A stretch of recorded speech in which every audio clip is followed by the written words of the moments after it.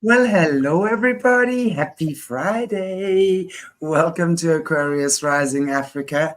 And as you can tell, I've got the crazy Aussies with me who are bopping up and down in front of their screens. Always fun and games when you got the Aussies on board, right? And of course, there we have Joanne with a baby kangaroo, ears sticking up to the heavens, is that Asha? That's Asha, right? No, this one's a little fleck. I'll have Asher in a minute. She can go from one stream to the other. Which one is that? Sorry, Joanne? This fleck. I'll have Oh, Asher in Flick. a minute. Lisa D, there's your baby. That's Lisa D's Fleck, baby. release. Yeah, that's Lisa D's baby. Lisa D, who's one of our viewers in the adoption program for that Joanne them have in Australia, has adopted little Flick, who is just a cutie patootie. Anyway, welcome everybody. And I'm very happy to welcome you all into the chat. We'd love to know where you are from. So pop it in. Yeah, look at her. I agree, Lisa D. She's so cute and she's so aware. The best for me is those ears. I mean, look at those ears. I'm finished. It's hilarious. Anyway, I want to welcome first our usual Joanne. How are you, Joanne? How's it going there? Really good, really good. Bit rushed a bit today, but we got it all done. And most of us are all gathered together, and we've got a new little rescue in. It's actually a pig, a little tiny piglet. It was found in town, so the people who found it have named it Kirby because it was near the curb. And she's done really well, and she's actually doubled her size in the last week. And we've also, because we connect with other carers and organisations, we've got a home for her to go to live her life out forever with other pigs. And they live just down the road, and they've got 50 acres. So she'll only be with us for a few weeks, and then she'll be moved on. I'm happy it's worked out And she's come for with us. a sponsor. Wow, that's amazing. Which was Wow. incredible, wasn't it? It's amazing. Yes. Which was absolutely... And she's adorable. And then we have with us two gentlemen. Sorry, Joanne. Did you want to say something? Yeah. Okay. Welcome, Daniel, who's Joanne's son. And then Paul, who's not Joanne's son, but a friend. So welcome, guys. Thank you so much for joining me. Really good to have you. Yeah, how are you guys doing? Yeah, pretty good. Yeah, doing well, thanks. Yeah. Awesome. So I'm going to just start maybe, Daniel, with you quickly. If you want to just introduce yourself, tell us who you are.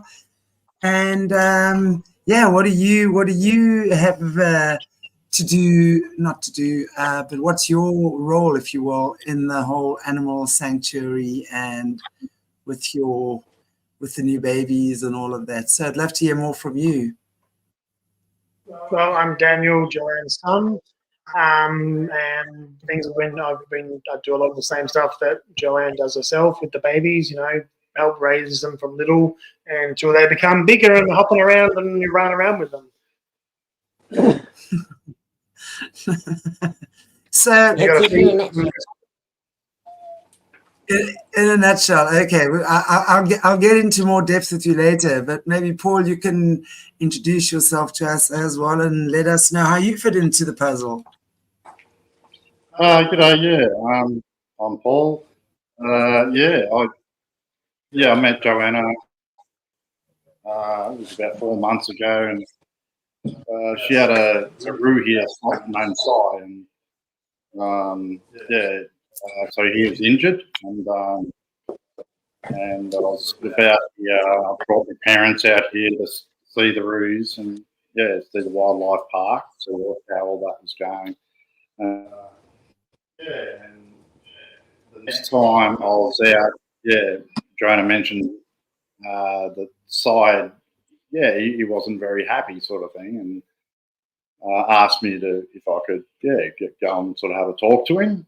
and see how he was going. And so so that's what I did. Yeah, I sort of went out and had a talk to Si, and yeah, he was a bit upset because he was injured. He was away from his mob, and so yeah, we just covered a few things, that was ahead of him in the future.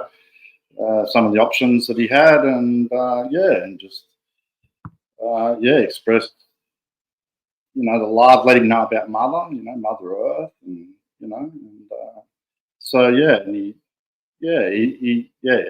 apparently, he obviously, he felt a lot better after that, and so I suppose I've connected with animals in my life.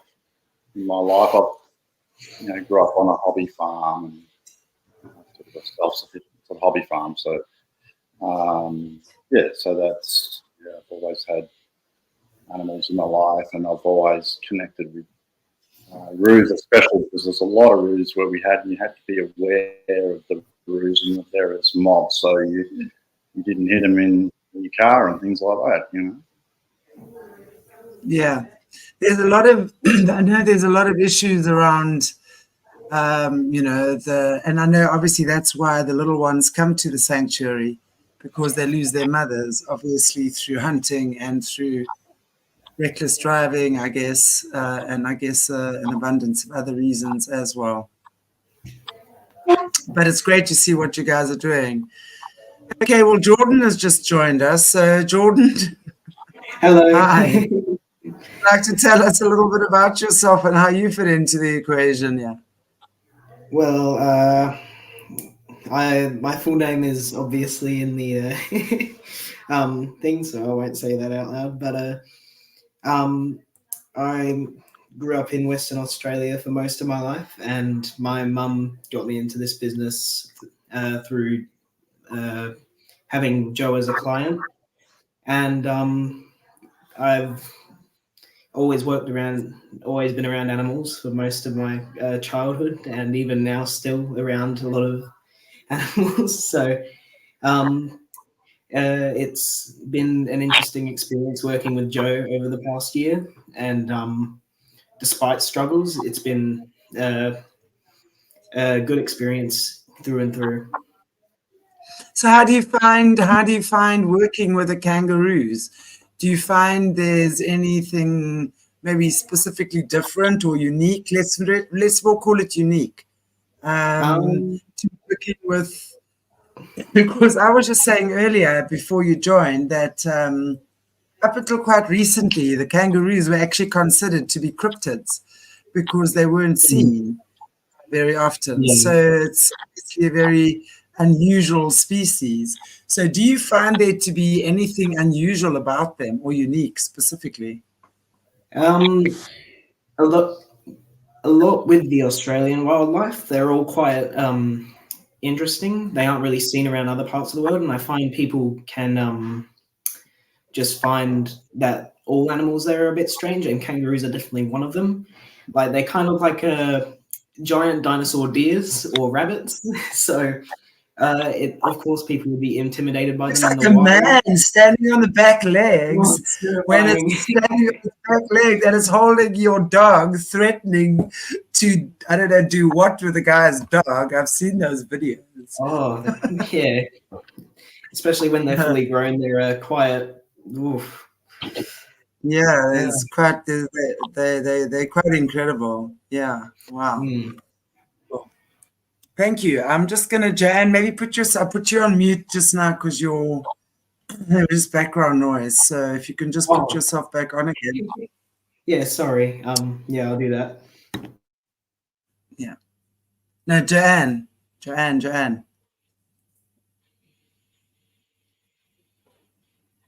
Can't you talk now? No, you've muted her, I think. You're muted, Joanne. Unmute yourself. Okay, I'm unmuted. Okay, there you go. So maybe you want to tell us, Joanne, a little bit about how the sanctuary began and what idea you had for it in the beginning, because you obviously have a passion for animals. I know we've done a few interviews with you that kind of took you up to this point, but what was kind of the turning point where it actually began for you? Well, it began actually before I even got married, because when I was engaged to Tony, we wanted to turn this place into a little zoo. That was our dream. And of course, we didn't end up doing that because of laws, restrictions, and it was like climbing a huge mountain to do that. So we thought our dreams were crushed. But then over the years, and as I think I've told the story before, my daughter rang me from work one day and said that she had a little Joey for me. And I couldn't believe it. And I said, no, you don't. She goes, yes, I have. And that was my reintroduction to them. Jess would have been about, 17, Dan?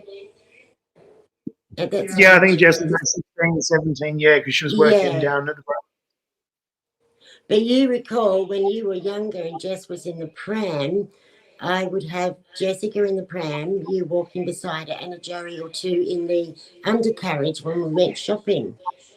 Yeah, I still remember back in 2000, I think it was, when we had Mr. Spock and Ozzy, and Mr. Spock jumped out of the at that stage we had him in baskets for them to sit before we would hang them. And I remember he broke his little foot and he had a little cast on him for quite a while. He would follow me and Jess around the house with his little cast on his foot. Yes, that's right. Yes. So I had a break in between, but then when I was reintroduced it through my daughter, it really took off. Like Daniel and Jess both reared their own Joeys. We did it all as a family all inclusive. We all had our own to raise and we had to be responsible for that. So, I mean, that's a wonderful teaching tool that, you know, these animals and these babies are totally dependent. So they learnt that rather young, but it was good for them and it helped them. I mean, they're beautiful people today. So that really helps instill. It's like when you have to care for anything, you're thinking outside of yourself. So that was what they did. And Daniel, we had one, he was called Bruce. And we just called him Bruce. Yeah. Talk about him, Dane, because he was beautiful. He was our alpha for a long while.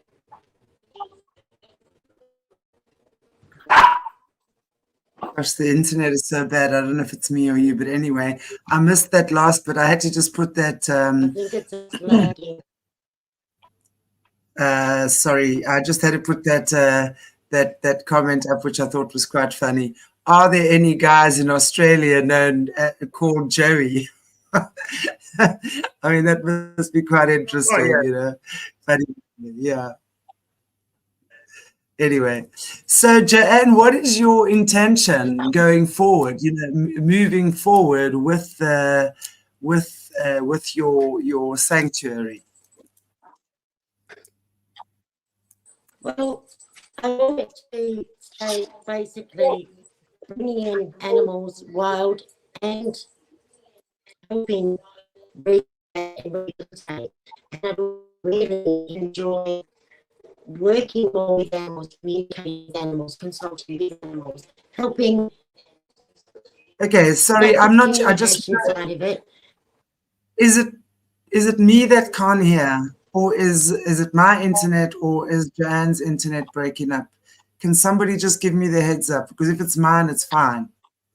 I just don't. I hear every second what you're saying. I think it's Daniel's. I'm breaking up a bit. I'm not breaking up, but I hear her breaking up a little bit. Yeah. Okay. Yeah, it's our internet. No, she's okay. Your internet is breaking up a little bit, Joanne. Sorry. Thanks for that, guys. Yeah. Okay. So I'm going to ask you to maybe speak about that again. Start that from the beginning again, if you don't mind, and hopefully it'll be a clearer line now. Okay. Can you hear me now? Yeah. He's breaking up and coming through a bit pixely. One.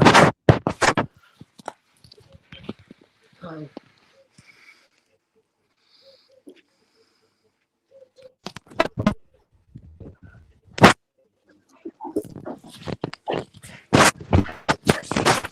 in this day and age when we should have fault-free internet.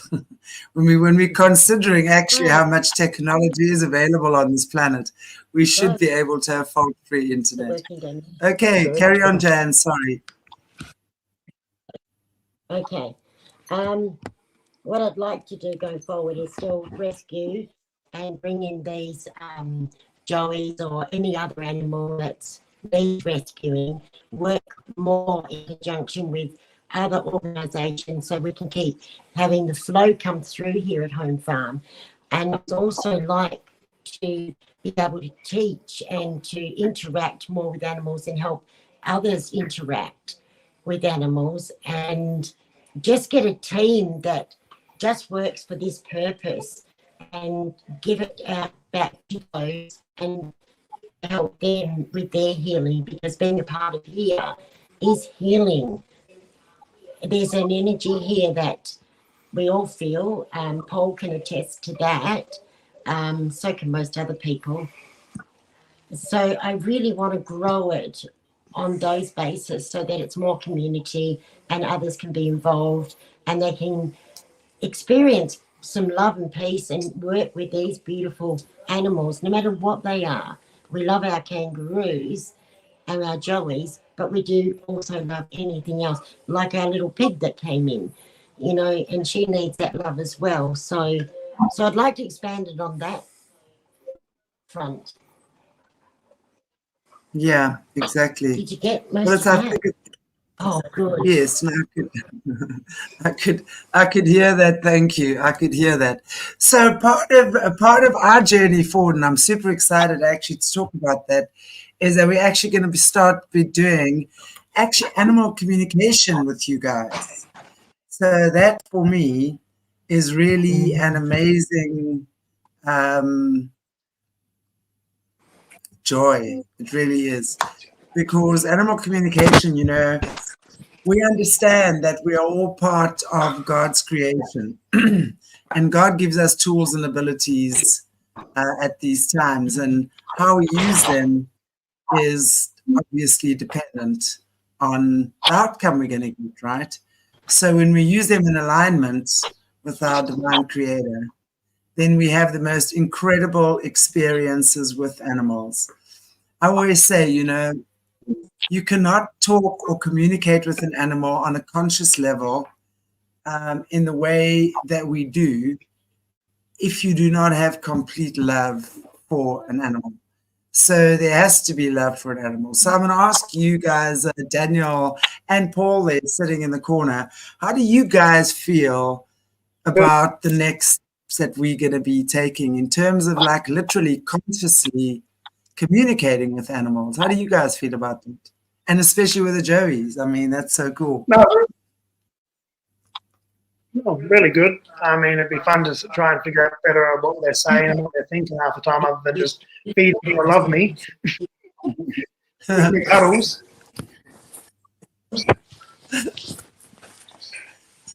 Okay. Paul, how do you feel about that? Well, yeah, it's so important. I feel that we can teach people how to, connect with an animal, with our third eye, you know, and actually get their attention, connect, and you can communicate. So, you know, some people see pictures and things, but to me, it's more direct. You just got to be real. You got to be honest. You know, you got to have that pure heart, don't you? So it's like, and then they're more open to communicate with you. And sometimes they don't want to communicate with you, and that's okay, you know.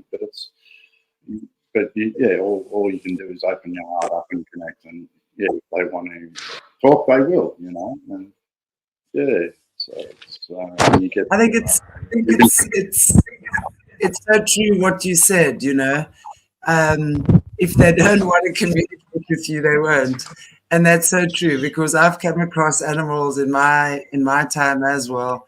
And I've been told, and I'm not going to say it for graphic terms here, in no uncertain terms, to F off like, but said with a proper word, right, by a dog. And probably more than once as well. I mean, just because they can talk doesn't mean they're going to talk. Just because they can talk doesn't mean they're nice, right? I mean, there's also like there's cool animals, and then and of course with the wild animals, because they haven't been around human interaction so much, it's not as easy for them. But they're like the domesticated animals and those that are around humans. I mean, they pick up on humanisms and they pick up on human ways of speaking. Obviously, they communicate. It's all via telepathy, but they'll pick up ways of connecting with you in a way that we understand it, and it really is funny. I mean, it's some of them are hilarious, you know. I mean, it's an important thing to do. But I mean, Jordan, I'm just interested to hear from you on that topic as well. While we're just talking about that. Sorry, what was that? How do you feel about the whole thing about animal communication? It's certainly going to be a bit of a new thing for me, but I'm excited about it, and it's definitely one of those things that is going to have to get ticked off the checkbox. But it's a very key part in trying to build a bond with these animals, and it should be more built upon in not just in the animal industry, but also as society as a whole. Yeah. Exactly. Well, I can tell you the little piggies will be very happy. I mean, it's amazing actually, because I mean, one of my most amazing stories that I have plenty of very cool stories about animal communication. But one of them was I work a lot in Namibia, and on one of my trips there, my friend and I, we bought an ox. He was on his way to the slaughterhouse. We bought him, right? How we got there was she was staying on a small holding and he was owned by the owner, blah, blah, blah, long story short. But anyway, the other cows had names because I went talking to the cows. I said, okay, well, what's your name? What's your name? And I had a connection. The next thing I said, well, what's his name? And then the son said to me, no, he doesn't have a name. He's going to the slaughterhouse. And I looked at him and I said, no, you're not. And in that moment, this gold energy came like, it was like in his head. And at the time, her son at the time was 9. And he said, the question, it was so synchronistic. The question he asked me was, ask him, what do they do in heaven? And this cow answered, or this gold, or this ox, it was a male. He answered with this golden light shining out of him. He said, we just love each other and we are kind to each other. And that's the answer that he gave. And I said, what's your name? He said, my name is Henry. I said, you ain't going to the slaughterhouse. I said, don't worry. And later on that evening, I told my friend, I said, he's not going to the slaughterhouse. I said, I'm buying him. I said, I don't care. He's staying here. How much? How much do we pay for this ox? And we bought him. I mean, he was not cheap. He was like prime steak, right? Yeah. And we bought him. And it was the most amazing thing. That night, a couple of hours later, we were sitting on the patio, and they were all out in the paddocks. And his mother, because his mother was there, and 2 others, and him, there were 4. Those cattle were running around jumping, I kid you not, jumping. Like I have not seen a cow, a full-grown 1-ton flippin' huge cow and bull running around jumping like little puppy dogs. It was amazing to see. They knew. And if anyone thinks they don't, then we have to think again. I mean, and that's the beauty about connecting with animals, is that when you love them, they know. They might be grumpy and they might like not want to talk, but they're not going to harm you. That's the thing. I came toe to face with a king cobra in Thailand. She raised her head. My toe touched it. She raised her head. I looked down and I went, hello. She backed off, went off. I mean, people saw it. They couldn't believe what they were seeing. And it was amazing because when you don't have the intention to harm the creature, that's when they won't harm you, because they read your frequency. We are frequency, sound, and vibration. They read your frequency. Yeah. Why do you think when you're in a bad mood or angry or violent or aggressive, you'll probably be attacked by a dog just randomly walking by, right? And the dog just went for you. You know, you often hear about stories like this. So it's very interesting, you know. And I think, you know, when we start opening up to interspecies communication done with integrity and done from the right place, it's very powerful, because that's how we learn to understand each other. That's how we learn to get to know each other, yeah? Absolutely. Absolutely. That's beautiful. Daniel, that's where Bruce was a very beautiful, even though he was the alpha, you could walk up to him and he would be not aggressive with you because you were... Yeah, not always. I mean, sometimes he would try to, but I would have to calm him down, pull his arms down, bring him down to my level and just be like, Wusa, calm down. Yeah, Wusa, that's yeah. Funny. Yes. But they feel that though, right? And I mean, think about a child. You know, when we look at animals, we can equate it so to kids, because if you just give kids good boundaries and healthy, you know, love, boundaries, all of these things, they respond well. It's the same with animals. So he felt like, you know, if you go there and you go, hang on, no, calm down. He can feel you're not there to hurt him. He can, you know, he's feeling your intention. And that's the thing with animals. They're so telepathic and they're so energetic, you know, they feel everything. And they teach us so much, because I always call animals the teachers.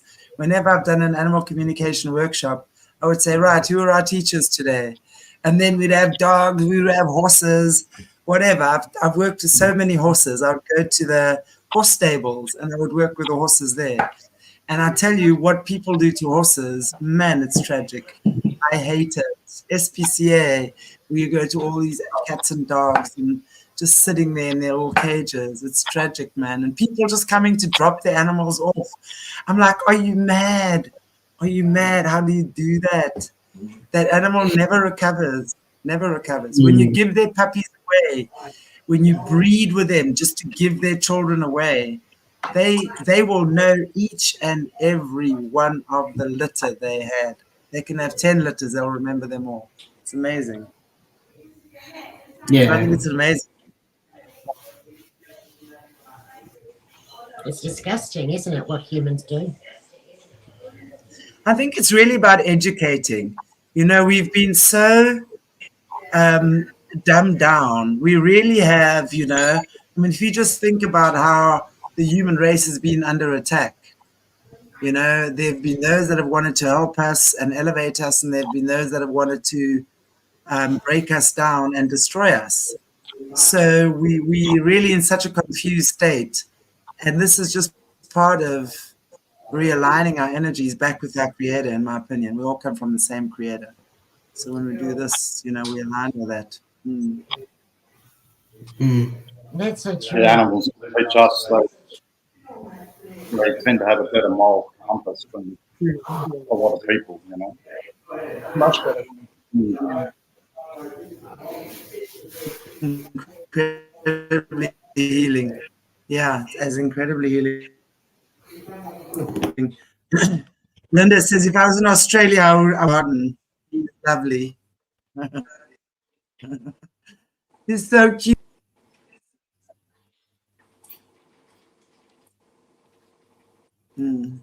Is my internet dodgy?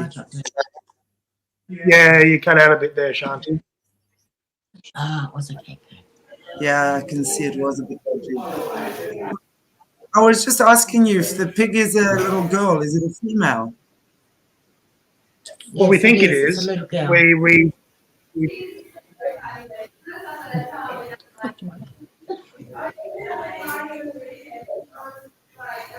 He's got a background noise going on there.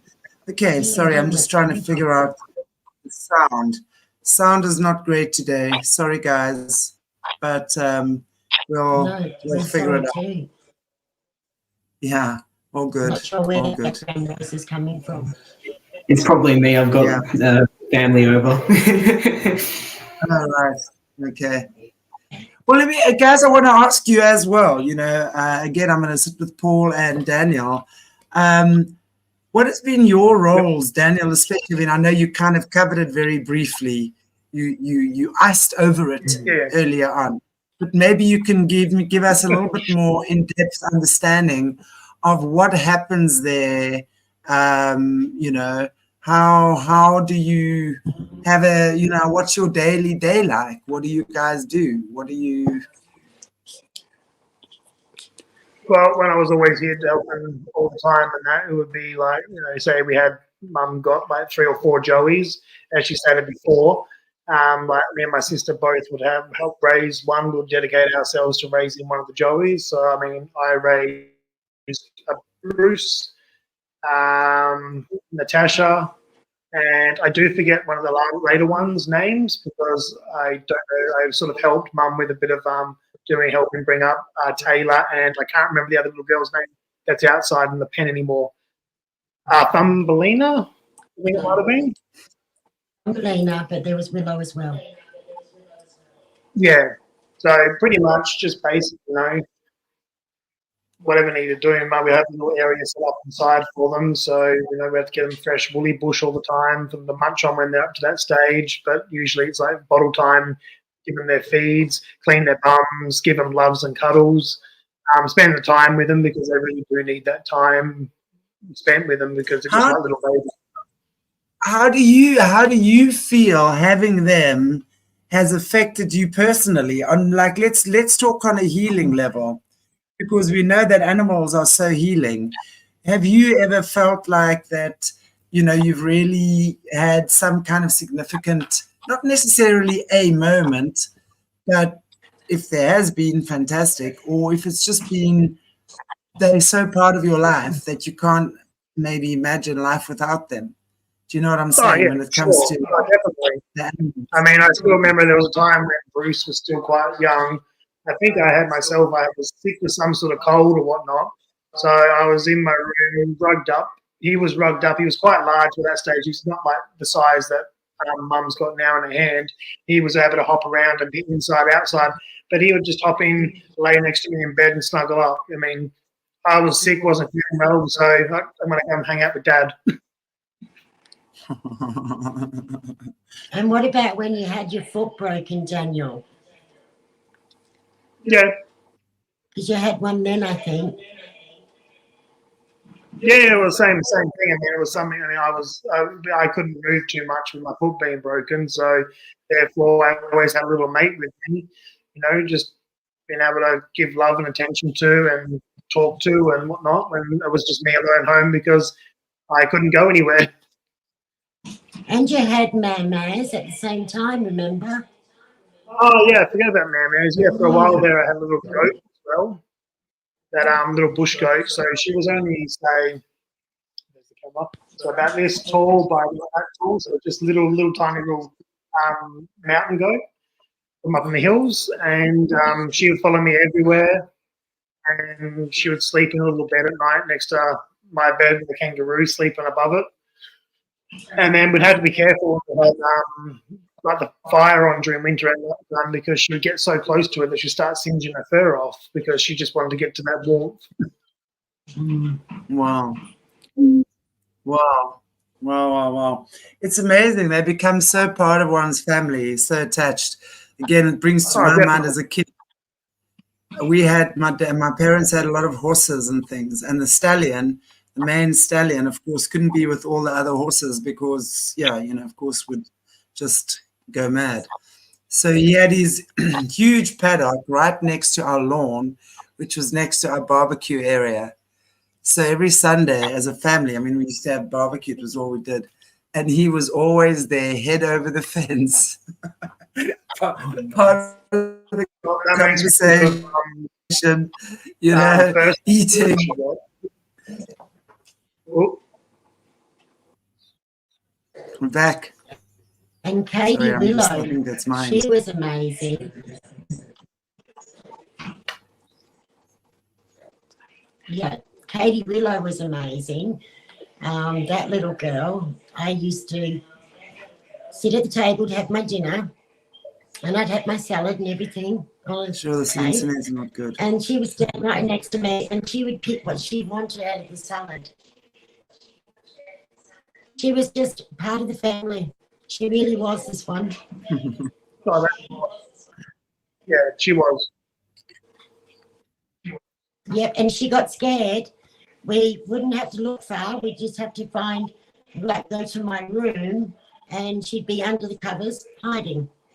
As big as she was. She was amazing. That's incredible. Oh, yes, the wardrobe. That was the other one, my walk-in robe. Yes. So it's been as long as you guys can remember. Yeah. Because we don't actually what about- restrict where they're going, you see. They're allowed to be a part of everything we're doing. And if the door's closed, they'll come to the door and, like, bang on the door. Please open the door because I'm coming back inside. Just like a dog would do. We're all in together, and it's really fine weather. Lots of cleaning, but it's all good. Yeah, it's amazing. Paul, I want to ask you again. I mean, I know you've kind of more recently come onto the scene. What has been with Joanne, that's what I'm talking about. What has been your previous experience with, let's say, healing or connecting with animals, that sort of thing? What has been the benefit that you've observed in your life? Yeah, I suppose it started when I was a child, like a kid. Apparently, I connected with the cat when I was real young, like before I was 2, sort of thing. But it's like, I always slept with a cat, and so we had a goat stud. So, I was involved with, I was basically midwife to, sometimes, but mostly have twins, Anglo-Indian goats. We had little goats we had. And so, you'd have to keep an eye on the mothers and when they're giving birth. And so, a lot of the animals, even the dogs and that, the animals would get born and then, and so it's the mother and the dogs, cleaning up the little baby kids. And then, they get up on, you're watching them get up on their feet. And healing-wise, so, just that education, like, of the reality of, where some of our food comes from and things like that. Right, exactly. And, ethical. Ethical, yeah. Wow. It's just that loving, that like just the dogs, even just how they just part of the family, and they're helping the mother, I mean, it's best if the mother licks most of it up, and she did, but it's like, the dogs would, if there's any excess on the ground and things, they'd soon do that, and it, it was just a special thing when the kids were being born, and, so that's really beautiful thing. Just watching them, in the herds and things like that too, they're such loving animals. They can be a bit bossy too sometimes, but it's like, when it comes to feed time and things like that, but it's like, it gives you an overall good education, on, what life is, I suppose. That cycle. Yeah. Absolutely.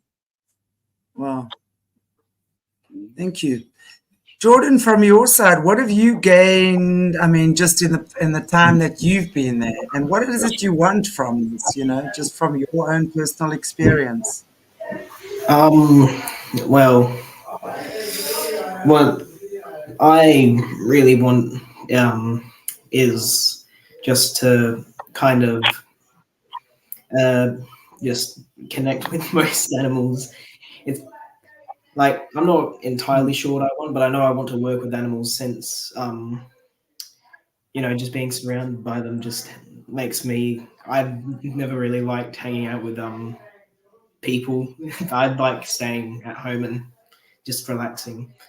But yeah, it's certainly something that's helped me a lot with mental health and uh, like cats, for example, are very nurturing animals. I'd say had Yeah.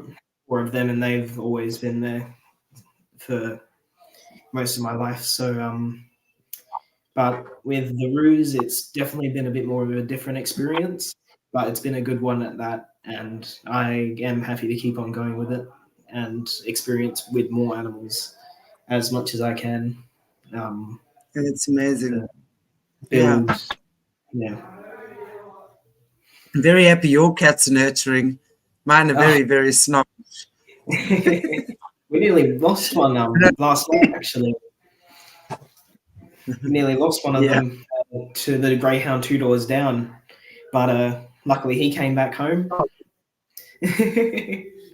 Right. Yeah, he's all right. That's awesome. Yeah, Lisa Welsh, having a small farm has been the greatest experience ever. It is a lot of learning, but the love of the animals makes learning fun. It's so true. And you know, I think at the bottom of at the end of the day, really, this is what you guys are about there. It's creating the space where animals are present. That people come there, they can experience incredible healing. I mean, it's the love that you guys have for them and they for you is apparent. So to just continue on this amazing journey, and I really wish you all well there. Really, really, I do. And I have no doubt that, you know, when, especially at this time where we're at right now, to sort of be working more on these levels, bringing more the natural, you know, the connection, because it's all about connection. You know, the reason why we get sick, why we get led astray, so to speak, is because we've lost our connection to our Creator and what our Creator has created, you know. It's important that we stay connected, because if we don't, we do lose our way. So I want to just ask you, Joanne, in closing. Well, let me just first say thank you so much to everyone for all of you guys that have joined me here today. I really appreciate you, and I look forward to working with you guys in the future and hearing the voices of the Joeys. They're so cutie patootie. So is there anything you guys, well, I'll start with you, Joanne. Is there anything you just want to say in closing? I'd like to, first of all, thank everyone for being and connecting tonight. This has just been a beautiful experience. Also, I'd like to give apologies for Melanie. She was taken ill this afternoon, so she couldn't make it to our live. So we want to keep her in our prayers as well, please. And we are so looking forward to everything that's coming.